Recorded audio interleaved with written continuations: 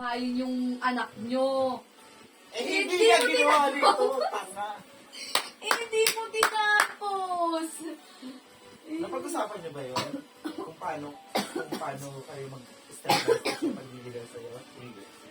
Pero pinapa nila. Yun na nga, kasi yun yung gusto kasi niya. Kasi as a girl, tapos yung pamilya ko ganito, expectation sa akin ganito. Oo. Gusto ko yung papakilala Alam mo, ko. hindi naman sa kinakahiya ka ng girlfriend mo, pero ayaw niyang, feeling ko lang kasi ako, nagdaan ako sa ganyan. Feeling ko lang, ang feeling ng babae is ayokong may marinig ako sa magulang ko kapag pinakilala ko to na hindi pa to tapos. Oo, yun din. Totoo. Totoo naman yun. May reason ba't kayo nawala ng kuryente? Pati ba siya damay ka walang kuryente? Hindi. Nakidamay lang. Sinama lang namin dito kasi nag-broken siya. Mahirap yung, alam mo, ako nung na-broken ako dati, isa lang, wala akong pinakausap. Lalabas ako ng kwarto kapag maliligo ako sa kakakaan, kasi hindi ako nag-work. Wala akong work, umalis ako sa work.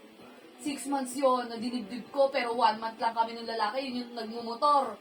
Sobra iba yung impact niya sa akin, kasi sa kanya ko lang naranasan yung travel, yung haya-hayang boys, biglang boom, wala.